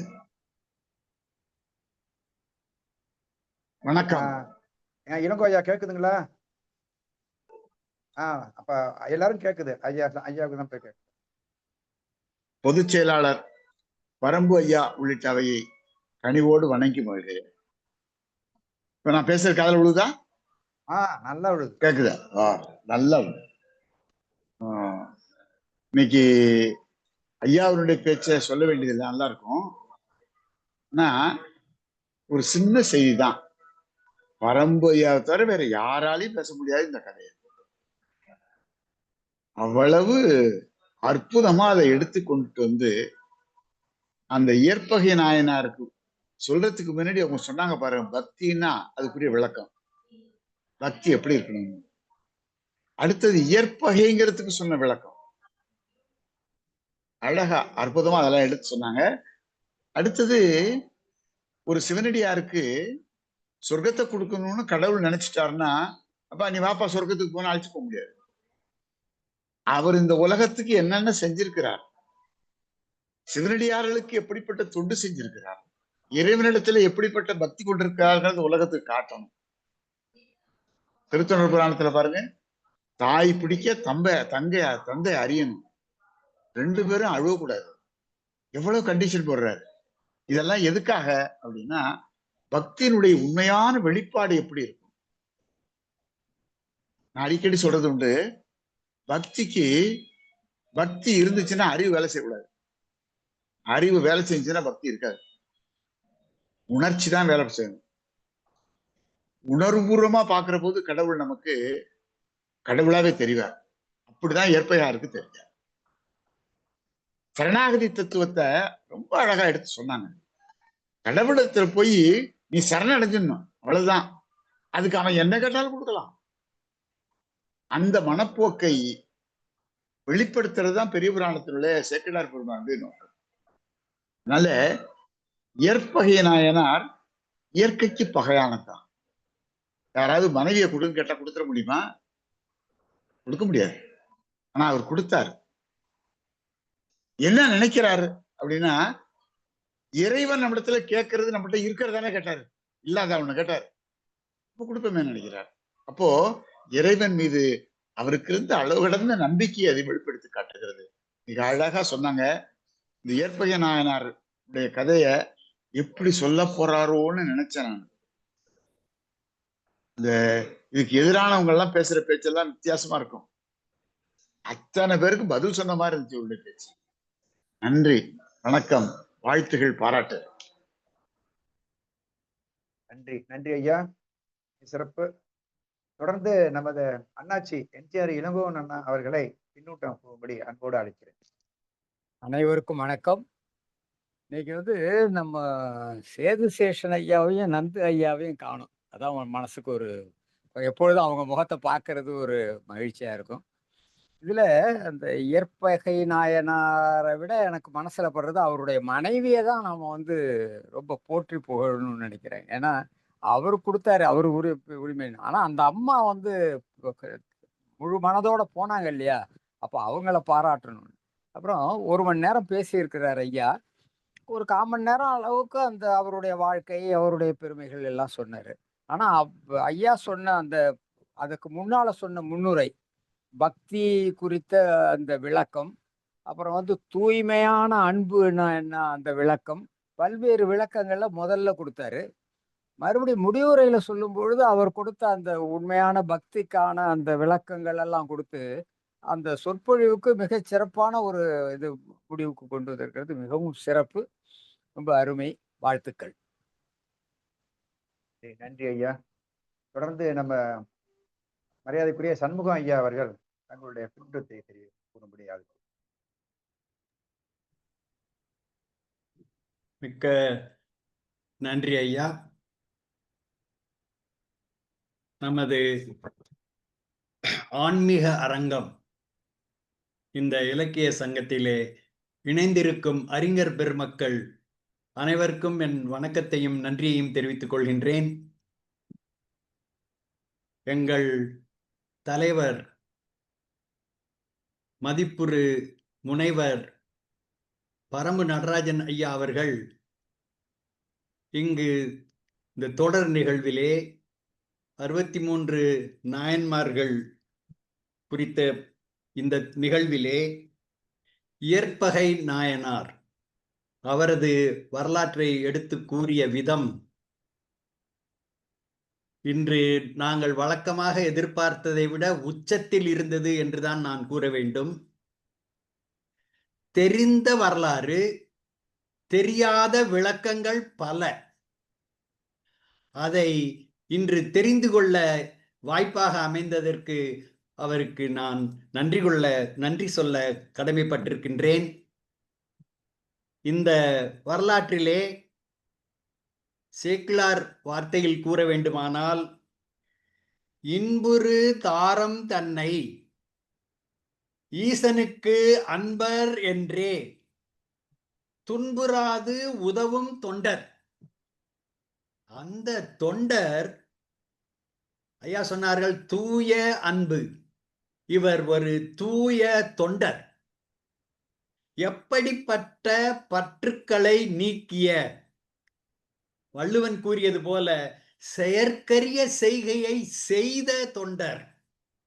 அப்படிப்பட்ட தொண்டரை இன்று நாம் நினைவு கொள்ள, அதுவும் கைலாய காட்சி கண்ட இன்றைய அந்த நாளிலே அப்பரையும் நினைத்து, அப்பர் போன்ற சிறந்த தொண்டாற்றிய வரலாறு பெரிதில்லாவிட்டாலும் அந்த மனம் நிறைந்த இயற்பகை நாயனார் வரலாற்றை தெரிந்து கொண்டதற்கு ஐயா மூலமாக இன்று புதிய கோணத்திலே தெரிந்து கொண்டு, பக்தி, அந்த பக்தி உணர்வான பக்தி என்பதுடன் அல்லாமல் எதையும் தன்னதாக்கி கொள்ளாமல் துறந்த நிலையிலே இருக்க வேண்டும், அந்த தூய நிலையில் இறைவனை காண வேண்டும் என்பதை அறிந்து கொண்டதற்கு நன்றி கூறி அமைகின்றேன். நன்றி ஐயா. நன்றி. நன்றி, ரொம்ப நன்றி ஐயா. சிறப்பு. இப்போ நம்ம காணொலியில எனக்கு இப்போ தெரிகிறவங்களை மட்டும்தான் இப்போ முதல்ல கூப்பிட வேண்டியிருக்கு. ஏன்னா ரொம்ப பேர் வீடியோவை ஆஃப் பண்ணியிருக்காங்க. அதனால தயவு செய்து எல்லாரும் யார் யார் இருக்கீங்கன்னு கொஞ்சம் முகத்தை காட்டினீங்கன்னா நான் பார்த்து கூப்பிடுறதுக்கு ஏதுவாக இருக்கும், தயவு செய்து. அதனால இப்போதைக்கு இருக்கிறதுல தயாளன் ஐயா தெரிகிறார். தயாளன் ஐயா வாங்க, நீங்க பின்னோட்டம் சொல்லுங்க. அதுக்குள்ள மற்றவர்கள் வீடியோல வருவாங்கன்னு நினைக்கிறேன். அனைவருக்கும் வணக்கம் ஐயா. உள்ள ஐயா சொன்ன கதைகள் ரொம்ப அருமையா, அது ஏற்பகை நாயனாரை பத்தி சொன்னது ரொம்ப அருமையா இருந்தது. தீராத அன்பு, பற்று, அர்ப்பணிப்பு, நம்பிக்கை, சேவை ஒவ்வொன்றுக்கும் யார் யார் நாயன்மார்கள் இருந்தாங்கிறதையும் ரொம்ப அருமையா கொண்டு வந்திருந்தீங்க.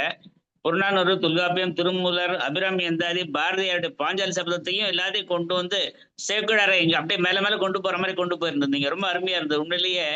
ரெண்டாவது, இந்த காலகட்டத்திற்கு மனைவிய ஒரு சிவனடியார் கேட்கிறாருங்கிறது கொடுக்க முடியுமா? அது சாத்தியம் இல்லை. ஆனா நிறைய பேர் கொடுத்துருவான். இன்னைக்கு கூட சூழ்நிலையில அப்பா போறப்ப யாரும் வராங்களா, சிவனடியார் வந்தாலும் கூட்டு போயிடலான்ற சூழ்நிலை இன்னைக்கு இருந்துட்டு இருக்கு. ஆனால் அந்த காலகட்டத்தில் ஆத்மார்த்தமா செய்யறாங்க. அது உண்மையிலேயே அது தன்னை மறந்து செய்த நிலை. அதை மிக அருமையாக கொண்டு வந்திருந்தீங்க. உண்மையிலேயே எங்களுக்கு கிடைத்த ஒரு மணி நேரம் போனது தெரியலையா. நன்றி ஐயா. வணக்கம். நன்றி ஐயா. நன்றி நன்றி நன்றி ஐயா.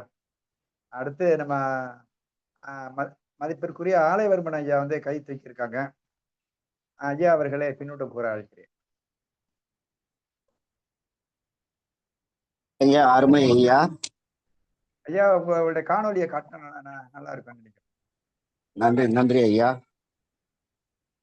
அருமையான சான்றோர் அவையில் அமைதி அமைதி அருமையான சான்றோர் அவையில் போற்றுதலுக்குரிய சான்றோர்கள் ஒரு பொருளின் மூலக்கருவை நன்கு உள்வாங்கி பிரதிபலிக்கின்ற ஆற்றலின் வாய்ந்த அறிவாய்ந்த கருத்துக்களை கொண்ட ஐயா பரம்பையா அவர்கள் ஒவ்வொரு இடத்திலும் தனித்துவம் படைக்கின்ற ஐயா அவர்களை இந்த தளத்தின் சார்பாக வாழ்த்துகிறோம், வணங்குகிறோம். மேலே உள்ள சான்றோர்கள் சந்திரசேகரன் ஐயா கூறிவிட்டார்கள், பக்தியை தொட்டு விடுகின்ற போது அறிவை விரிவாக்கி பார்க்க கூடாது. அதை சார்ந்து ஒன்றை பிடித்து கொண்டு எப்படி கடிகாரங்கள் சுத்துகிறதோ மையப்புள்ளியை கொண்டு பக்தி என்ற மையப்புள்ளியை பிடித்து கொண்டு எத்தனை முறை சுத்தினாலும் அந்த மையப்புள்ளியிலிருந்து மாறிவிடாமல் செல்ல வேண்டும் என்று பரம்பையா கூறிய கருத்துக்கள் மெய்சிலுக்க வைத்தது. ஒரு இல்லத்தரசியும் இறைவன் முன்னால் என் நெறியும் முன்னறிவார் என்கின்ற அரியை சார்ந்த கருத்துக்களை கொண்டு சிவனடியார் இத்தகைய சிறப்புகளை செய்கின்ற அவர்கள் கூறிய ஒவ்வொரு விதங்களும் இவரிலே மெய்க்க நாயன்மாராக மாறிவிட்டார். அத்தகைய உள்ளார்ந்த அறிவுகளோடு ஆர்ப்பரிக்கின்ற ஒரு பக்தியை நம் கண்முன் கொண்டு வந்து நிறுத்திய ஐயா அவர்களை வணங்குகிறோம். சண்முகநாதன் ஐயா அவர்களும் அருமையான கருத்துக்களை தந்தார்கள். ஒவ்வொரு சான்றோர்களும் இத்தலத்திலே வந்து சொல் வளத்தை அழகுற பக்தியின் தத்துவங்களை தருகின்ற அத்தனை சான்றோர்களையும் வணங்குகிற பரம்பையா பக்தியில் சைவ சித்தாந்தத்தை அருமையாக உள்வாங்கி எளிதாக நமது செவிக்கு விருந்தாக சிந்தனைக்கு மருந்தாக தருகின்ற ஐயா அவர்களை மேலும் மேலும் இது போன்ற கருத்துக்களை தர வேண்டும், நாங்கள் அதை பெற வேண்டும் என்று வாழ்த்தி வணங்கி பணிந்து குனிந்து வணங்கி இடம் சாருகிறேன். நன்றி ஐயா, வணக்கம். ஐயா நன்றி. நம்ம போற்றுதலுக்குரிய திருமதி நசீமா பானு அம்மையார் அவர்களை பின்னூட்டம் கூறுவதற்கு அழைக்கிறேன். முத்துக்குமார சாமிகளுக்கு ஆதியனா இருக்காங்க, சாந்தி முத்துக்குமார சாமி. எங்க அந்த சாம்சங்ல இருக்காங்க அவங்க தானே? ஐயா அந்த சாம்சங் SM அப்படி போட்டிருக்க 46B அது பேர் இல்ல. ஐயா அவர்களை பின்னூட்டம் கூற அன்போடு அழைக்கிறேன்.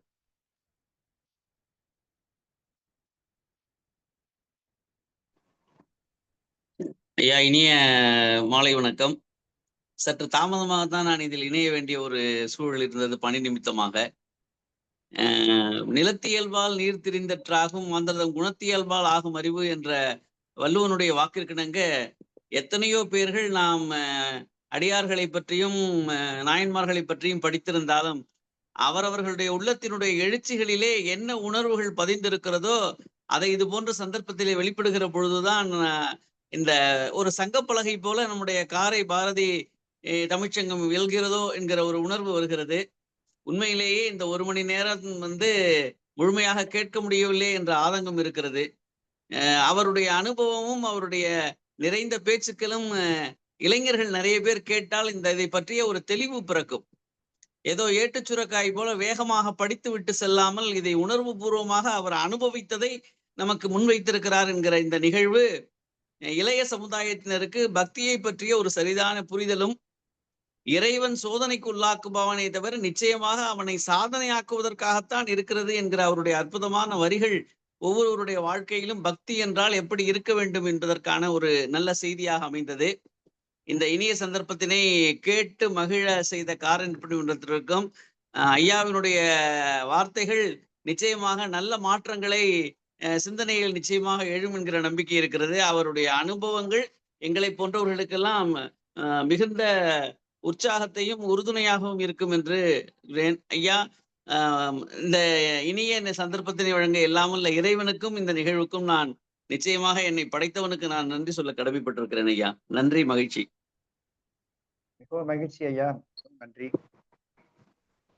அடுத்து பின்னூட்டம் சொல்வதற்கு நமது காரைக்காலுக்கு புகழ் சேர்க்கும் பேராசிரியை திருமதி நசீமா பானு அம்மையார் அவர்களே அன்போடு அழைக்கிறேன். அம்மா இருக்கீங்களாம்மா? சரி, அவங்க வரட்டும்.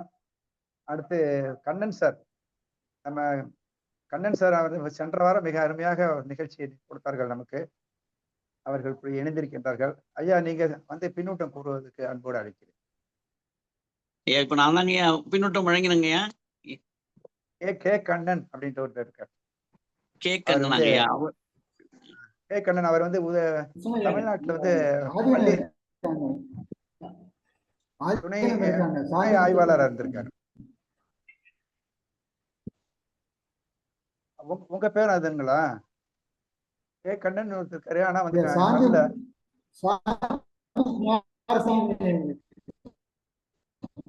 வேற யாருங்க? சாந்தி குமார சுவாமிகள். சார் ஐயா சாந்தி குமார சுவாமிகள் ஐயா அவர்களே வந்து பின்னூட்டம் கூறுமாறு அன்போடு அழைக்கிறேன். ஐயா மகிழ்ச்சிங்க ஐயா.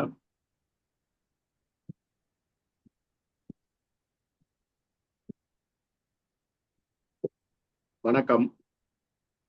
காரை தமிழ்ச்சங்கத்தில்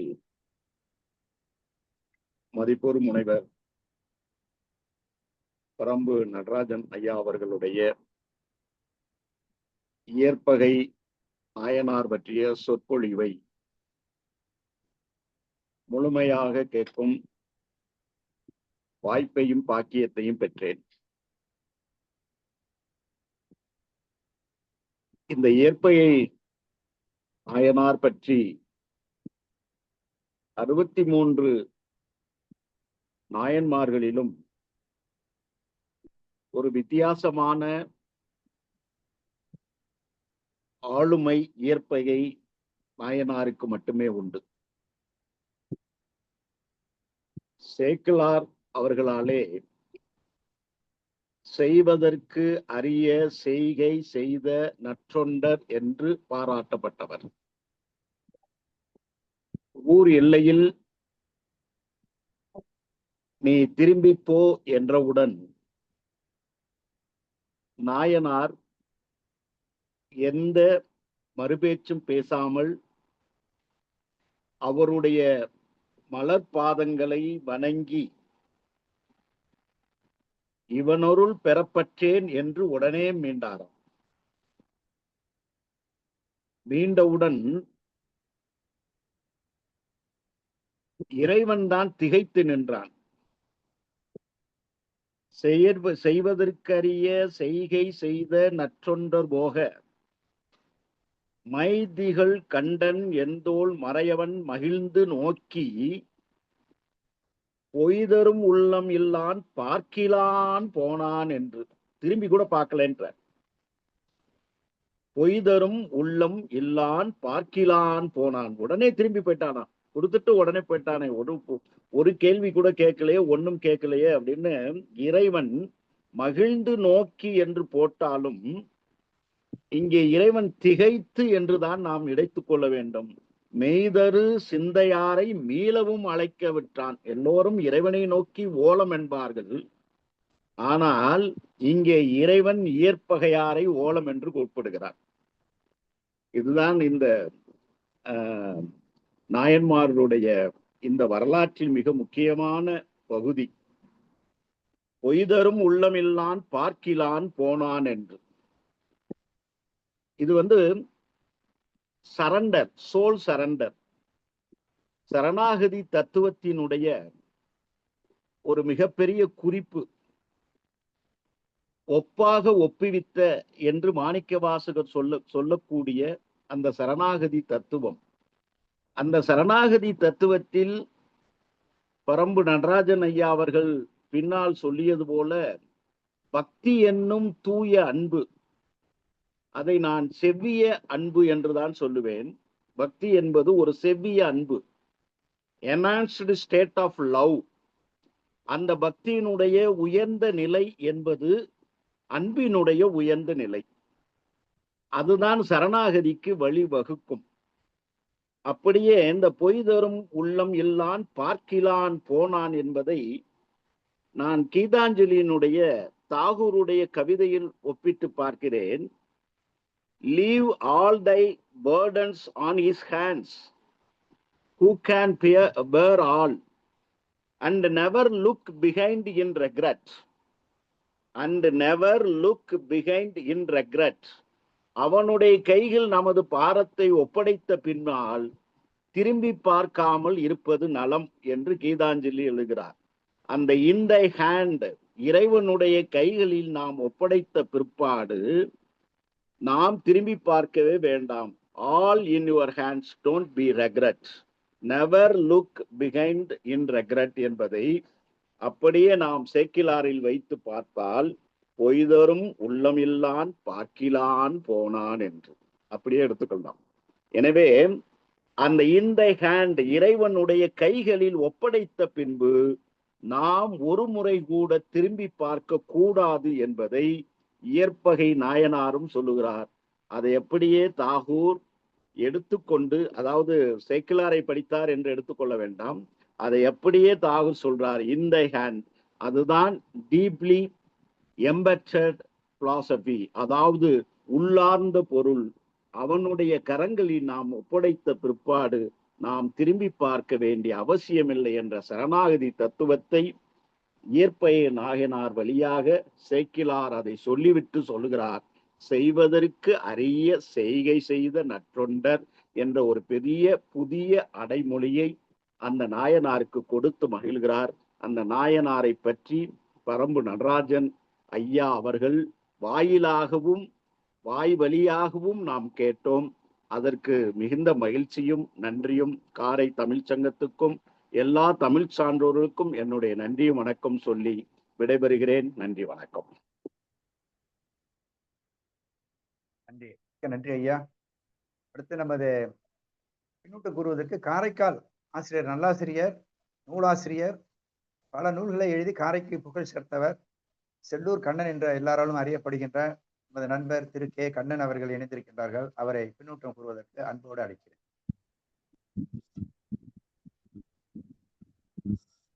அனைவரையும் வணங்கி மகிழ்கிறேன். இன்று நாயனாரை பற்றி ஐயா பரம்பு நடராஜன் ஐயா அவர்கள் மிகச்சிறப்பாக எடுத்துரைத்தார்கள். அவர்களுடைய விளக்கம் எனக்கு மகேந்திரன் என்ற ஒரு டைரக்டர் பிடிக்கும். அவர் உதிரி பூக்கள் என்ற ஒரு படத்தை எடுத்திருந்தார். ஒரு சிறு கதை, அதை 2.5 மணி நேர திரைப்படமாக மாற்றியிருந்தார். அதே போல ஐயா அவர்களும் ஒரு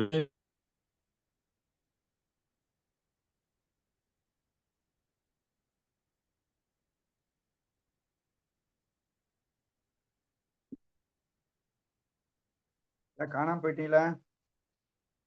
வீடியோ சரியில்லைனாக்கா வீடியோ ஆஃப் பண்ணிட்டு ஆடியோல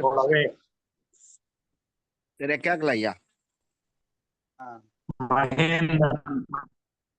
வீடியோ வரலன்னா பரவாயில்ல, நீங்க ஆடியோல பேசினா கூட மகேந்திரன் படத்தில் வருவது போலவே ஓரிரு நன்றியை தெரிவித்து விடைபெறும். நன்றி, வணக்கம். மிக்க மிக்க நன்றி ஐயா. கிட்டத்தட்ட இப்ப இங்க வந்திருக்கின்ற இணையத்தில் இணைந்திருக்கின்ற அத்தனை பேரும் பின்னூட்டம் சொல்லிவிட்டார்கள் என்று நினைக்கின்றேன். என்னுடைய பங்குக்கு ஏதாவது ஓரிரு வார்த்தை மட்டும் சொல்ல விரும்புகின்றேன். நமது சிந்தனை கவிஞர் பரம்பு நடராஜன் ஐயா பரம்பு மலையிலிருந்து வந்திருக்காரு. பரம்பு மலை சங்கத்தை வைத்திருக்காரு. அதே போல வள்ளல் பாரியும் பரம்பு மலையை சேர்ந்தவர் நமக்கு எல்லாருக்கும் தெரியும். பாரி எப்படி எது கேட்டாலும் இல்லை என்று சொல்லாம உடனே கொடுக்கக்கூடியவர். அதே போல அதே பரம்பு மலை சங்கத்தை சேர்ந்த நமது பரம்பு நடராஜன் ஐயாவும் இல்லை என்று சொல்லாமல் கொடுக்கக்கூடிய இந்த இயற்பகை நாயனார இன்னைக்கு தன்னுடைய கதாநாயகரா எடுத்துக்கிட்டு ரொம்ப அழகா அருமையா சொல்லியிருக்காங்க.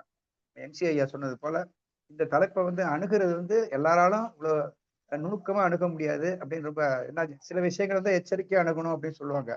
அதே போல ரொம்ப தனக்கே ஒரு விதத்துல ரொம்ப அழகா சொல்லியிருக்காங்க. இன்னொன்னு, இந்த கணவர் எது சொன்னாலும் உடனே மனைவி தட்டாம நடக்கணும் அப்படிங்கிறதுக்கு எடுத்துக்காட்டு காரைக்கால் அம்மையார் சொல்லுவாங்க இங்க. அதே போல திருநீர் நம்ம பக்கத்திலே இவரு சிறு தொண்டர் சொல்லும் போது தன்னுடைய அவங்களுடைய மனைவி இன்முகத்தோட எதுவுமே சொல்லாம தன்னுடைய குழந்தைய இருக்கம் பிடிச்சிட்டாங்க அப்படின்னு சொல்லி, இது போல அவங்க கணவர்கள் சொல்லும் போது அது மறுக்காம இன்முகத்தோடு ஏற்றுக்கொள்வதுதான் இறைவனுக்கு செய்யக்கூடிய நெறி என்பது மிக சிறப்பாக இயற்பகை நாயனார் மூலமா சொன்னாங்க. அநீதி நடக்கும் போது தன்னுடைய உயிரை கொடுத்தாவது அதை காப்பாற்ற வேண்டும், இறைவன் கேட்டதை கொடுக்கணும் அப்படின்னு சொன்னாங்க. இந்த இடத்துல இறைவன் கேட்டதை கொடுக்கறதுக்கு இவர் தன்னுடைய உயிரை மட்டும் கொடுக்கல, அதுக்கு தடுக்க வந்த பல பேரோட உயிரையும் கொடுத்திருக்காரு. அதே அந்த பல பேர் உயிரை கொடுத்தும் அதையும் கடைசியில இறைவன் திருப்பி கொடுத்துட்டாருங்கிறது கூட நான் கேள்விப்பட்டிருக்கேன். அது கொடுத்திருப்பார். ஏன்னா சோதிக்கிறதுக்காக மற்றவங்களை அதை கொள்ளக்கூடிய ஒரு சூழ்நிலையை ஏற்படுத்தியிருக்காரு என்று சொல்லி மிக சிறப்பான ஒரு நிகழ்ச்சியை இன்னைக்கு அனைவருக்கும் அமுதமாக கொடுத்திருக்கின்ற நமது பரம்பு நடராஜன் ஐயா அவர்களுக்கு காரை தமிழ் சங்கத்தின் சார்பாக மிகுந்த நன்றியை தெரிவித்துக் கொள்கின்றேன். ஐயா பரம்பு நடராஜன் ஐயா, நீங்க ஏதாவது கருத்து சொல்ல வேண்டியிருந்தால் சொல்லி நம்ம விடை பெறலாம். இன்னொருத்தர் ஐபோன் சொல்லி ஒருத்தர் இருக்காங்க. இப்போ வந்திருக்காங்க. ஆமா,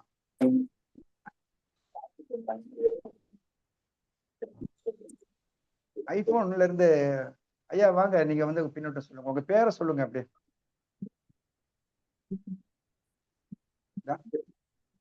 தனலட்சுமி நடராஜன் அவங்களும் வந்திருக்காங்க. என்ன சொல்லல அவங்க?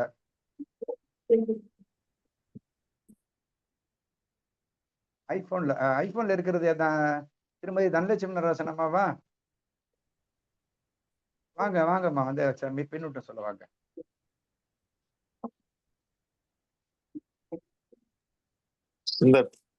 இல்ல இருக்காங்களா? இருக்காங்க இருக்காங்க. வாங்க வாங்கம்மா வாங்க. வந்துட்டாங்க. பின்னோட்டு சார். இத அன்மியூட் பண்ணீங்க. மைக் வந்து ஆஃப்ல இருக்கு.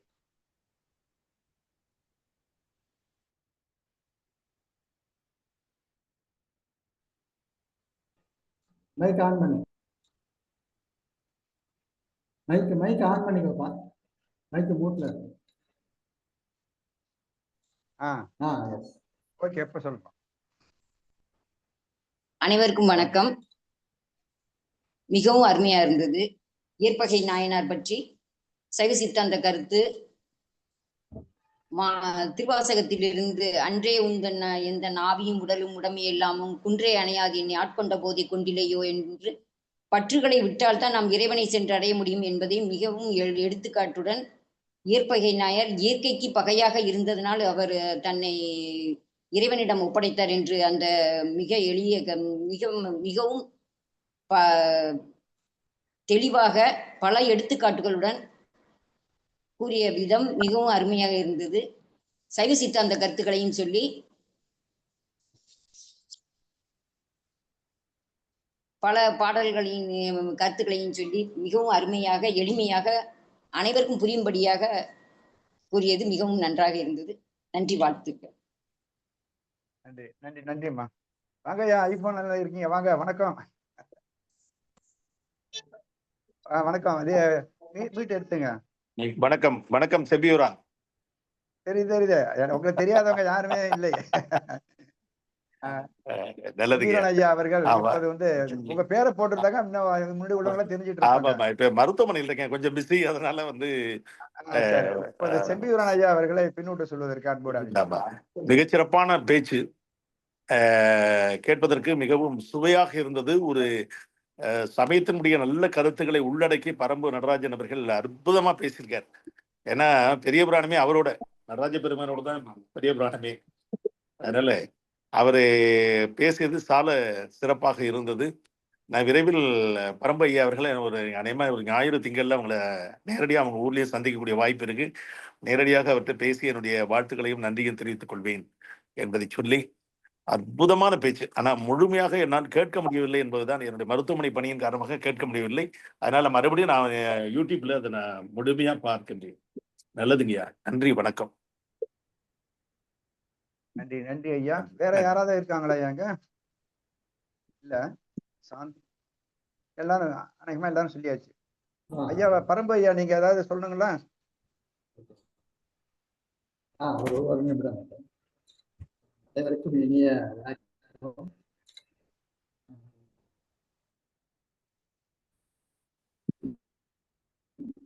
இயற்பையாருடைய மனைவியை பற்றி அந்த அம்மா என்ன சொல்றாங்க, சொன்ன உடனே ஐயனே உண்மை சரண் என்று மெய்யன்போடு தொழுது எழுந்து நின்று உய்வனோ அடியனின் படைப்பல்லால் பொய்யா நாயகரே அடிமைக்கேற்பது ஒன்றே என்று சொல்றார். அவருடைய இயற்பகையாருடைய அந்த உயர்வை வந்து சேக்கலார் மிக அழகாச்சு. ஐயனே உன் சரண்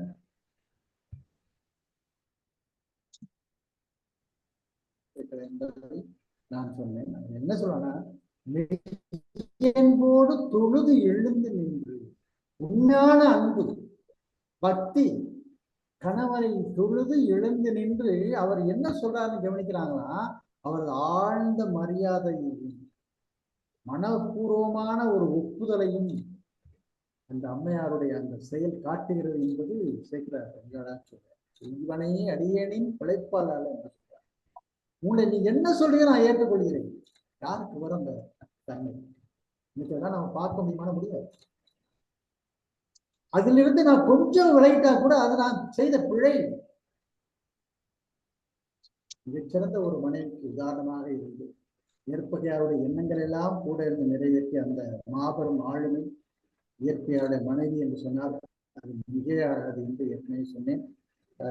உயர்ந்த கற்பு, கணவர் மீதான அளவற்ற பக்தி, அடியாருக்கு சேவை, அடியார் சேவைக்கு தன்னையே அர்ப்பணிக்கின்ற தியாக மனம், ஆகியவற்றை மிக தெளிவாக உணர்வு பூர்வமாக விளக்கி வர நிகழ்வு எனக்கு ஏற்படுத்தி கொடுத்த எப்பாரும் மிக்காரும் இல்லாத பாரதி தமிழ்ச்சங்க தலைவியாக இந்த அருமை வைத்தியராஜன் அவர்களுக்கு என்றும் என் மீது அன்புடன் மரியாதையுடன் பாசம் இருக்கின்ற அருமை சகோதரர் கிருஷ்ணய்யா அவர்களுக்கும், அவர் எனக்கு ஒரு நண்பர் மட்டுமல்ல, ஆழ்ந்த ஒரு சகோதரராக இருக்கிறார் என்று சொல்லி, அதற்கு அடுத்ததாக நான் என்றும் திருவாரூர் தியாகேசனை மதிப்பதுண்டு.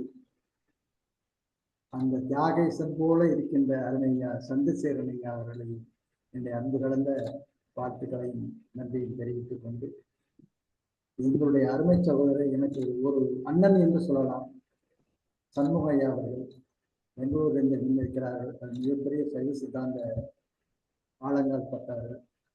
அந்த அருமை சகோதரர் ஐயா அவர்களுக்கும் இந்த அன்பு கலந்த வணக்கத்தையும், இந்த நிகழ்விலே இறுதியாக வந்த அருமை சகோதரர் ஐயா செம்பியூரான் அவர்களுக்கும், இந்தியா இளங்கோவன் ஐயா அவர்களுக்கும்,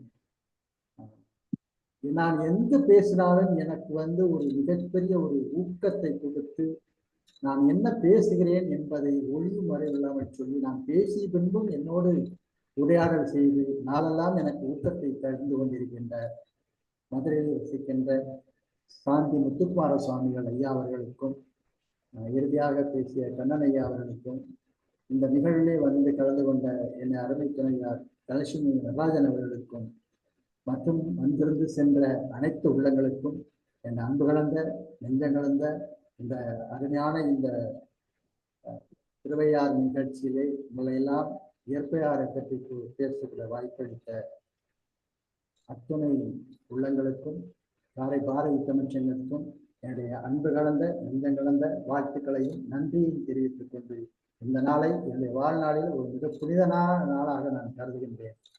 அந்த அமைத்து தந்த அந்த தியாகேச பெருமானுக்கும், அந்த ஐயாரப்பனுக்கும் என்னுடைய நெஞ்சார்ந்த அவன் தாள் பற்றி வணங்கி இடம் சாருகிறேன். நன்றி, வணக்கம். நன்றி நன்றி ஐயா. நம்ம எல்லாம் பயந்தது போல எந்த சோதனையும் நமக்கு கொடுக்காம மிக அழகா நல்ல விதமா முடிச்சு நடத்தி கொடுத்துருக்காரு.